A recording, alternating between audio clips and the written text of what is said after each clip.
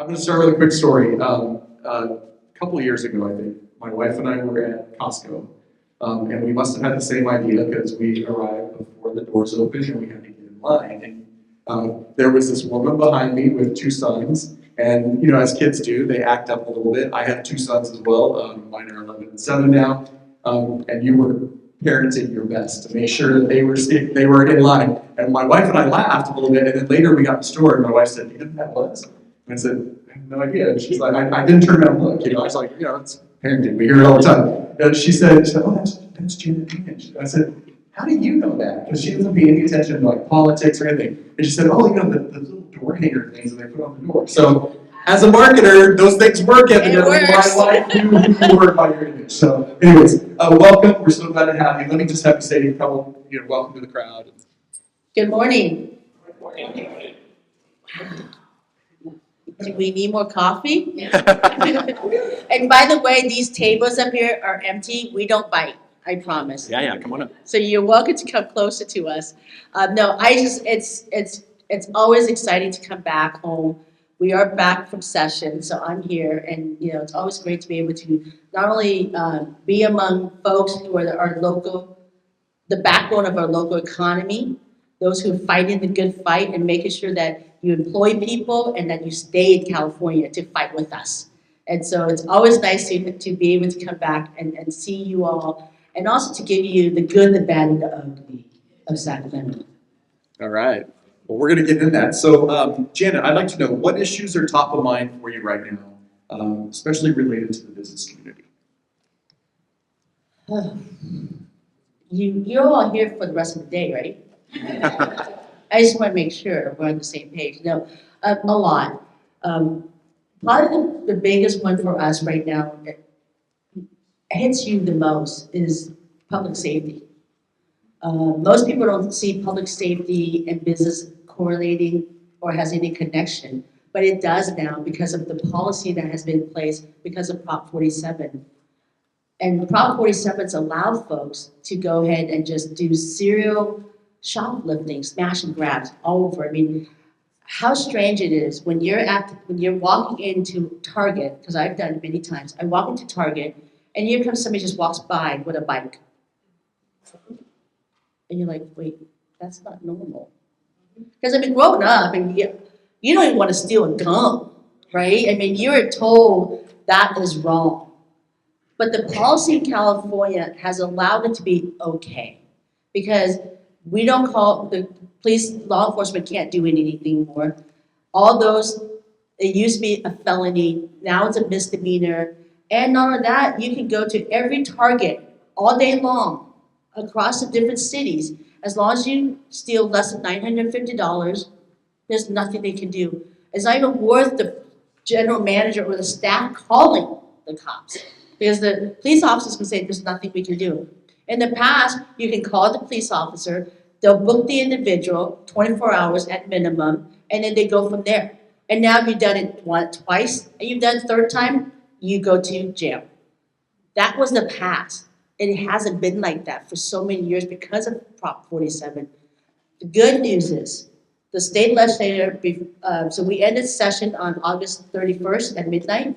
I got back to my hotel, I think like 3 o'clock in the morning. And then I flew out the next morning to get back to Orange County.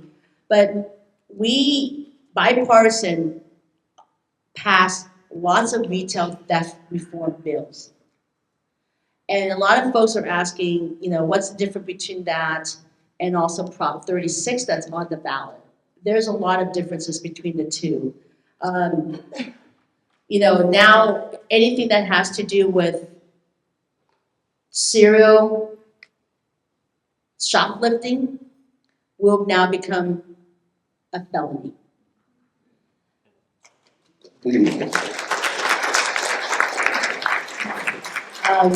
They've added fentanyl to the list of drugs where, you know, you possess fentanyl while having a firearm, you will be put away for many more years. You know, the judge now can warn defendants who are charged with doing hard drugs that if they get charged the next time and a customer dies, it would be charged with murder.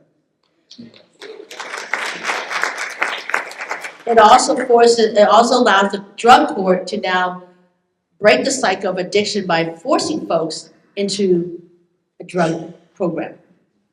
So you're getting in Prop 36, both retail theft bills that were passed, and some of them have been signed by the governor already, works in one area, Prop 36 moves in the other direction. And so we need this. We need to come back to a law and order society. And when I say that, look, as mentioned, I'm a mom. My two boys, some of you have met, they're 11 and 13. My 11 is 6 foot tall. I think he got his height from me, not my husband. My husband's only 6'2", but I think it's from me. But I want them, they're at the age where now they're going to the movie theaters with their friends. They're going to, Starbucks. I want to be able to know that if they're going to those locations, I know they're safe. I don't want to get that phone call, or I don't want to turn on the TV and go, oh my God, something just happened at Bellaterra. Every mall in my district, including Bellaterra, from Cerritos all the way to San Clemente, has been robbed. And people are fearful of going out, of spending money. And that's where it hurts businesses. And so we have to have these reform. It's a must. We've got to get to where we're not soft on crime. And if you need help, we are here to help. We're not here to try to put people away just for the sake of doing it. No, let's help those who want to get help and give them an option. But also, though, let's protect the rest of us in society as well. Wow, that's great news about the retail crime and the things that are moving forward. You kind of touched on this question because I was going to ask you, what is an area of legislation you've been working on? Is there something in addition to those that you want to talk about that you've particularly been involved in and pushing forward?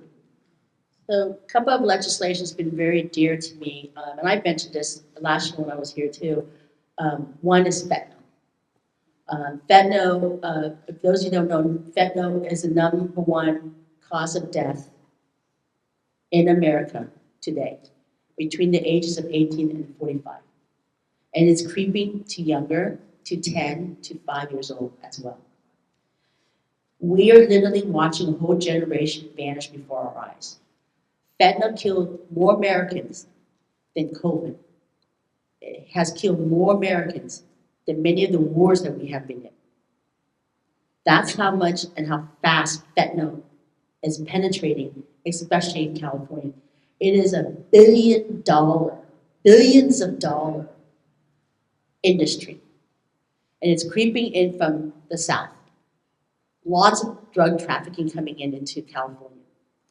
And what it is that, you can die of just one pill if it's laced with fentanyl. Let's say you're gonna do another drug. Let's say you do cocaine. If it's laced with fentanyl, you would die from that cocaine. If it's not laced with fentanyl, you won't die from that cocaine. Fentanyl is 100 times stronger than morphine. So we're talking about an epidemic that most people aren't talking about. A couple of years ago, when fentanyl got to be to the point where it really scared me, and my kids, even to this day, loves Halloween. And I love testing their candies for them. But no, it's they made fentanyl to look like Smartie candies and Skittles. So it got to the point where I told my children till today, they don't take candies from anybody, even if their best friend they've known since a child. They don't take any candies that are open. You never know these days. And so we have worked on many legislation. It took me 3 years to pass the legislation. We finally passed it last year. If you possess a fentanyl with the intent to sell, i.e. drug dealers, we will put you away in an enhancement up to 25 years in jail. If you're preying on our children and our young adults, you should go away. So I know that everybody here has either children, grandkids, brother, sister, niece, nephews. I'm asking you when you go home tonight, you need to tell them this, even if you haven't talked to them for a while. Because these are the conversations we have to start having. And we've hosted over dozens of town hall all across my district since last year on this topic. You need just to tell us, hey, if you ever need a pain medicine, call me. Let's go to the pharmacy. Just because what happens is that when they have sports injury, they get that pain medicine and it runs out and they're afraid to ask for another one. Then they go on Snapchat, someone they've known for 2-3 years says, hey, I got something else that could help. That one pill literally takes them down. And these are students, these are young adults, never done drugs in their life. They're bound for MIT, Brown, Harvard, you name it, the best of our country. But are falling victims because they need that one extra pill to help that pain medicine. Because they're afraid to ask mom and dad. They're afraid to say that, maybe they are a little bit addicted to it. Whatever it is, you need to tell them, I'm here. I'll take you. Don't worry about it. And I know your parents won't either. That's a conversation. It's a less than 15-second conversation, but it will help. I've done this so many times with my town halls, and we get a crowd like this, and the moms that are with me would stand up, who's lost their child, said, you know what? By the end of next year, somebody in this room would know somebody who died of fentanyl. Just think about that. So that's the one thing that I ask everybody. And our office has teamed up with a nonprofit. So we provide Narcan in our office if you would like to have them free, or you can buy them at the pharmacy, which they're about $30, $40, $50, $60 at the pharmacy. If not, welcome to come to our office, call our office. We don't have unlimited supplies there, but we can get more if we need them.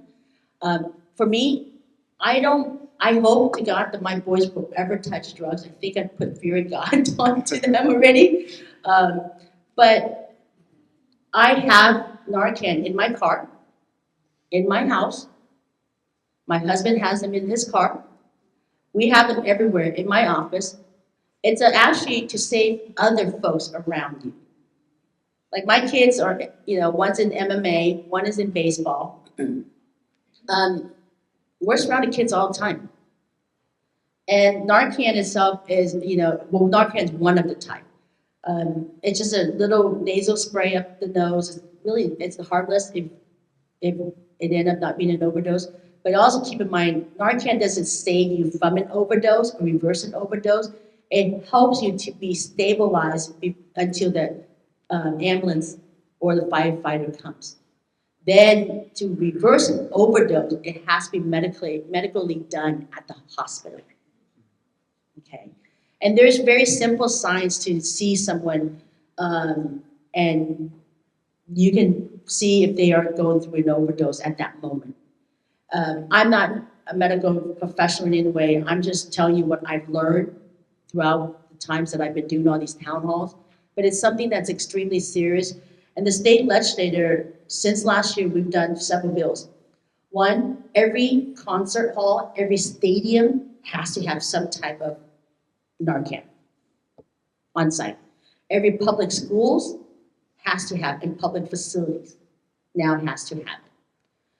Teachers, administrators are now trained. Parents are getting information. These are the kind of things that we need to do. Not only do we need to put away the bad guys, but we also need to educate, not just the parents, but have that conversation with your children. Because this is more powerful and will kill more people than you've seen with cocaine, heroin, and morphine. So this is something that is now readily available. Snapchat is the worst place and the one place where kids can get it. Just on a side note, as a mom, I deleted my kids in Snapchat 3 years ago. They're not on Snapchat anymore. That's just me as a mom. A little bit over extreme, like kids every other few days or once in a while reminds me that they can't communicate with friends because all they do is communicate through Snapchat. But not that I don't trust my boys, I just think that there are some areas that they should have and some places they shouldn't. And from what I've learned and what I know, um, Snapchat scares me to death for our children. But it's because it makes fentanyl so easily accessible. And you know, fentanyl is very cheap.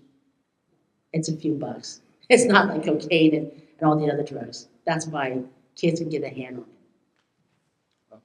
Very, very important issues. So let's change gears here a little bit. Most of the folks in the room are business owners or involved in the business community, and you yourself are as well. So, Janet, what legislation is underway right now that really impacts businesses or the business community, and what should our members know? Just move out of California, just kidding. Feels fascinating. So you know that we had about a little over 2,000 bills that were introduced this year. So when we in the state, we call it two-year session, 23-24. So we just ended the two-year session. Although we get to introduce bills every year, and then the bill from last year can be continued to this year because this year is the ending of it. About 1,000 went to the governor. He has till September 30th to sign these bills. He can either sign them or veto them. And so we're all waiting. I've got a few bills on the governor's desk as well.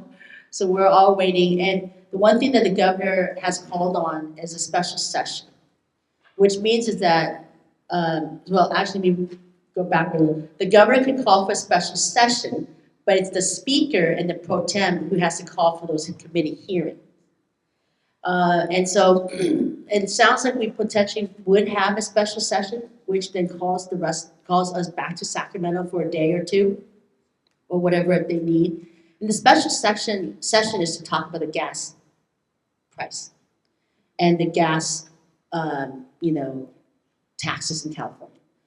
As you know, as a small business, the gas tax affects every aspect of our life. Whether it's the food we buy at the grocery, whether it's the food we buy at the restaurant, or going to work, dropping kids off at school, going to the doctor's office, your toothpaste has oil in it as well. Everything we do is impacted by the gas price. If the gas price goes up, everything goes up.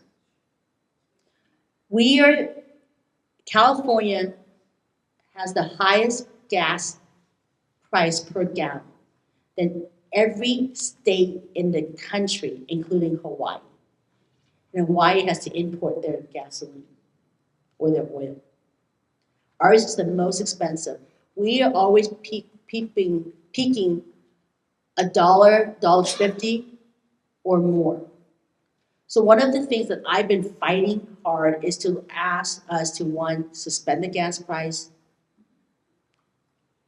look at, other ways to help with businesses, other ways to help with getting more supplies into California. We can shut down all the oil drilling in California, but we won't be able to shut down the needs in California. Did you know that if everybody in California today has a car, if all of our cars were an EV, and if every one of us go home today at 5 o'clock, and we decided to plug in our cars at 5, guess what happens? The entire grid shuts down. We go pitch black in California. Our infrastructure is not ready. I sit on EQ, Environmental Quality Committee. We've had many joint committee hearings with other committees to talk about this. They want to now move the needle from 2035, I believe, to have zero emission, to moving it closer. And my question was, well, we weren't ready for the date that you already gave us. How are we going to be ready if you make it less, another 2, 3, 4 years, or 5? And they go, well, we'll figure it out. No, we can't figure it out. We have 40 million people in California. You can't just sit there and go, let me see, how's that going to work? It won't. And so we got to get ourselves into a system of clean environment, but also looking at the current situation and getting ourselves prepared and ready in that infrastructure. And so, with the small businesses, that's one aspect. The other part is I've been a big fighter of making sure that less regulation, getting rid of the red tape. We get lots of business who calls our office if you need assistance with the franchise tax board. Lots of your employees when they need EDD. We have been there to help to making sure that, look, the less regulation, the better it is.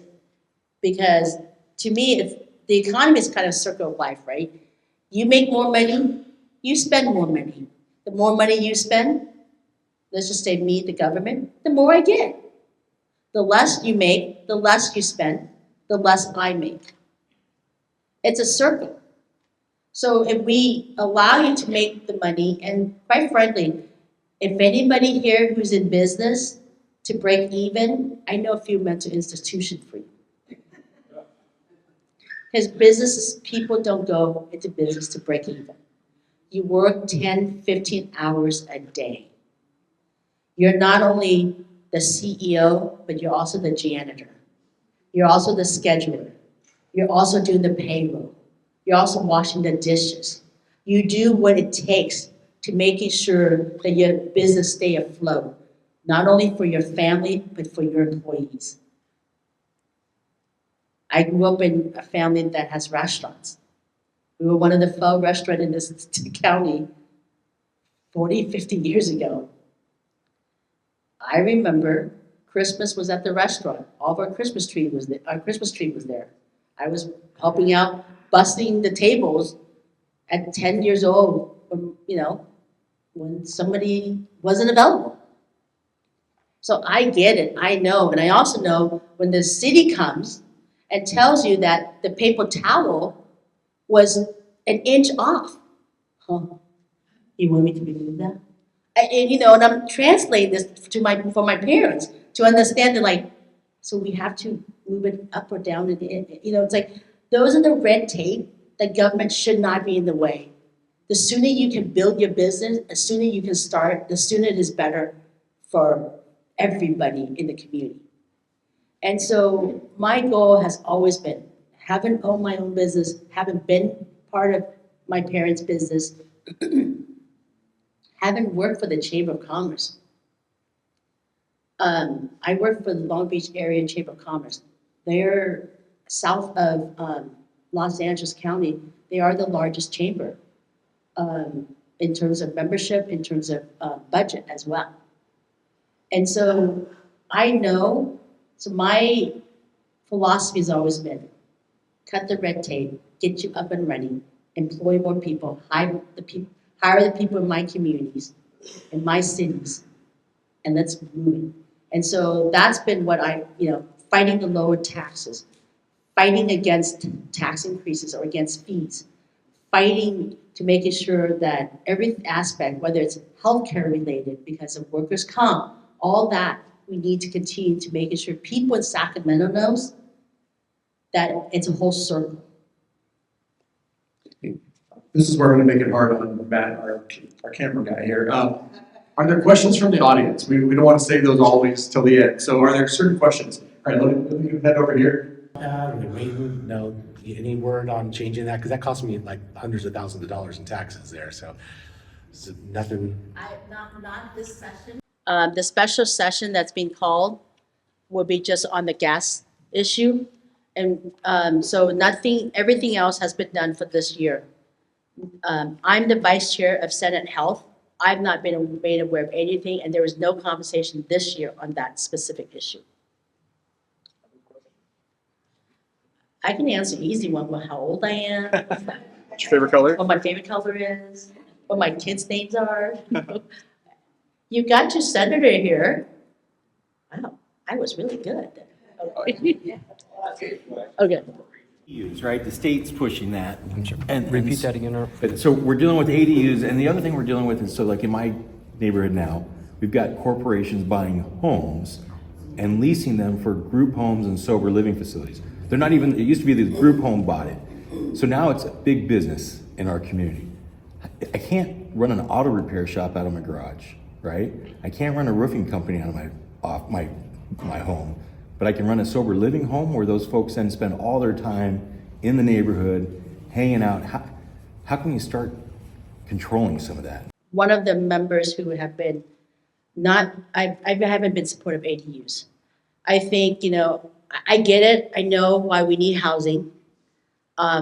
There's plenty of spaces for housing development because of regulations and the burden of the fees that every government agency imposes on construction and remodel construction. That's what's caused our lack of housing in California. We were supposed to last decade every year to build 150,000 homes a year. We built less than 100,000 every year for over a decade. And that's why you have the whole shortages of housing, even though our population hasn't really creeped that much. We've been pretty 30-something, 40 million folks in California for almost, for many years now. And so ADU is an area where the state legislature thinks, hey, you have a backyard, you can build more, and let's put more people back there. So it's going to get worse. There's a lot of legislation that has passed that has made it a lot easier and actually has imposed more anti-local government control against city, and they can't say anything. I mean, now you've got where not only in ADU, you can actually subdivide your land. Your land now can be 2 parcels and not 1. So, in the past, that's a no-no, and you can now convert your garage into a living space.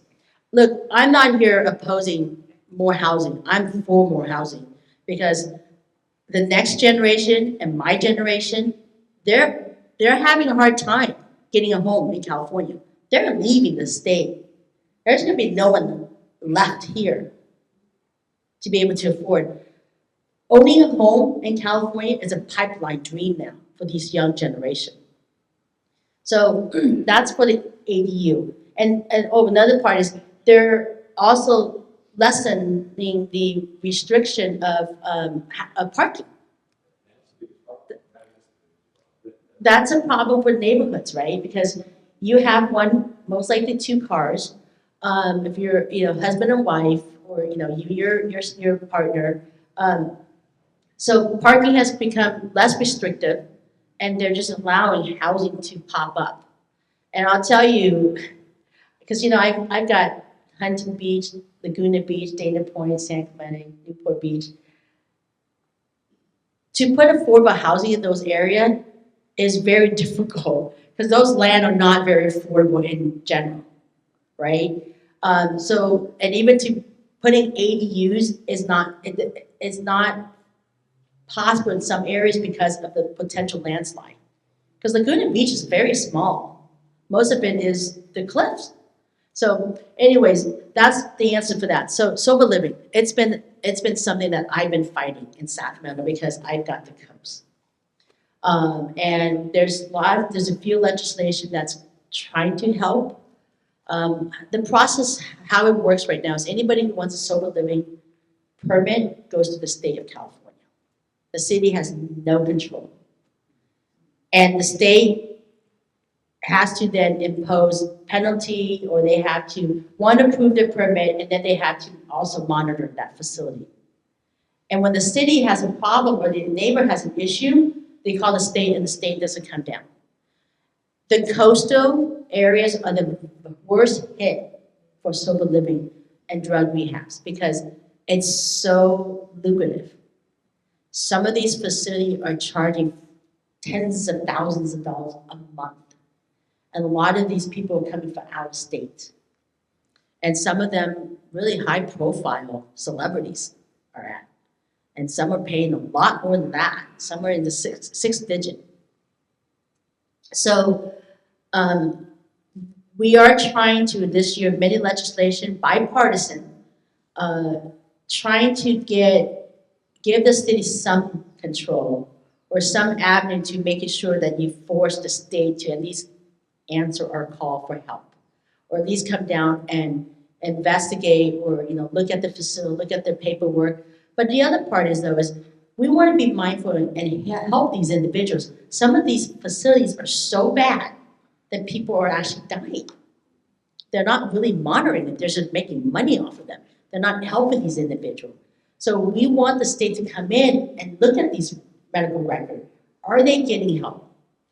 I mean, I've had, not in my district, borders my district, one gentleman leaves the facility at like past midnight and screaming around and almost got killed because he wanted to run into someone's house and has a knife and so these are the kind of things that again go back to is that we got to be mindful of wanting to help those individuals that needs it, but also the neighborhood as well. There needs to be some kind of rule and regulations for it. So there are lots of I was to say a lot of field bills that are on the governor's desk, and we'll get the information to you, specifically those bills. Give us till after September 30th. We'll know when what bills are alive, got signed or died. Awesome. Well, let's go ahead and wrap it up with one more answer from you, Senator. Can you tell us what is your vision for the future for Orange County and the business community here in Huntington Beach? And can we do it in like less than 2 minutes? Probably not. A couple of things. One, I love our animals, and I want to make sure that we are their voices because animals don't have a voice. Our Orange County shelter has failed us numerous times. Pre-COVID, they were open. During COVID, they shut down. You can only visit maybe one animal or by appointment 2 animals 30 minutes. After COVID, they're still shut down. Only until the end of last year, early this year, they finally opened. It's because I did an opt-in. And then I started authoring legislation to forcing these shelters to open. So now our Orange County Animal Shelter is open. I also got a bill signed by the governor to making sure that there's a medical record on these animals, the intake. There was a husky that got hit by a car. Nobody did anything, no record. It died completely to death internally for 3 days. So these are the kind of things that we need to make sure that our animals are taken care of. We've got great animal shelters in our district, but the shelter itself is a $30+ million facility that needs to aid all the other local shelters, and it's not. It's a place right now known as a place for animals to go to die. And that's not what we want. Over 180% euthanization rate increase. Second issue that's really important for me, and it's also something that's important to business, homelessness. The state has given cities and counties over $24 billion in the last several years. Has it made an impact? I don't think so. If it has, let me know, because no one in my district, and I've been saying this for many years now, no one's been able to come up to me and say it's made an impact. Huntington Beach, though, your council has done a phenomenal job. And actually, Huntington Beach homelessness has gone down in the last county. One of the few cities in Orange County. And that's what we need, is that when I go along my district, so Orange County, sorry, it's going to take a few more than a minute. Orange County has 34 cities, and I represent most of it, which is 16 of the 34. Here is that every city is different. Personality, culturally. When I say culturally, I don't mean ethnicity. I just mean the attitude. Okay? Trust me, when I go to Newport Beach, they go, we're not Huntington Beach. When I go to Huntington Beach, they go, we're not Newport Beach. When I go to Dana Point, we're not Newport Beach. When I go to San Clemente, we're not Dana Point, right? So everybody has their own culture and attitude. You know what? Homeless individual in San Clemente is not the same as Artesia. They're not the same as Garden Grove. Huntington Beach homeless individual is not the same as Stanton. Every city is so unique. The county needs to release money and let the city control their own destiny. They know better on how to combat this issue. Do you need more policing? Take the money, put in more policing. Do you need more money for rehab? You put the money in rehab. Do you need more housing? Put the money into housing. We give you 1 year. Tell the county to give the cities 1 year to come back with a plan and make sure that it was executed and get a performance measure. Did it meet the requirement? Did your numbers gone down? If it didn't, why not? What did we do wrong? Popping up these navigation centers not helping every city. Some help, some doesn't. And when you ask people, how many people are being helped at those navigation, I'm just gonna throw up I'll make up a number. Let's say 100 people. Ask them, how many individual has been helped of that 100? Or is it Janet Nguyen stopped there 30 times? Is that 30 included as part of the 100? Or if Janet Nguyen's gone there every month, every other day, what does she need? Is it a drug? Is it mental health? Is it housing? What is it? We gotta find ways to help these individuals because you know why? It's not compassion of us today to let them be where they are. And because businesses are impacted, neighborhoods are impacted. And I know when you have a business and you have someone who's homeless sitting there and sleeping there, that impacts your business. Not many people would want to go through your door. It makes them uncomfortable. And it makes you unattractive as a business. So and then there's individuals who are homeless who has gone into stores and robbed, into restaurants at night. So it is impacting your business, but it's also impacting our neighborhood as well. As mentioned, I live in Huntington Beach a few years ago. It was 10 o'clock at night. I called my husband, like, are you expecting someone? Because I'm in Sacramento. He goes, no. He's like, someone's at our side gate trying to get in. My husband goes around to the back and goes, hey, what's up? And he goes, oh, I'm supposed to stay here for the next 3 months. And my husband's like, what? No. So my husband, stayed up all night watching the gentleman to see what he had his TV, bikes, everything that he was literally was going to move in to our backyard. And by around 3 o'clock, he left. But we know better is that if you make it more difficult for them, they're going to come back, and more of them will come back. And it's going to be harmful for the neighborhood. So we did what we normally would, like any people but that's where is that homelessness is also the other issue that I want to make sure that we have a plan. We are a steward of your tax dollars. You watch how you spend, we should also, and if it's working, let's put more money to that program. If it's not working, it's time to cut that program. We're not here. Love all the nonprofits, love all the organization that's helped all of us. But we're not here to keep you alive. We're here to make sure that we protect everybody and making sure that your dollar goes more than a dollar worth. So those are the two issues that I'm hoping heading into the future that I can assist more and continue to, representing you in this area. Great, thank you, Senator. Thank you for your time today. Thank you for being here. And I'll just let everyone on behalf of the board in our business community here in Huntington Beach. We thank you obviously for your service, and we just call upon you and your colleagues to continue to represent for us business-friendly legislation and things that will promote business as opposed to kill it. And I know you joked about leaving California, but that's the reality, right? So we call upon you to continue to represent for us. Sure. Can you help me give a big round of applause for the chamber and your staff?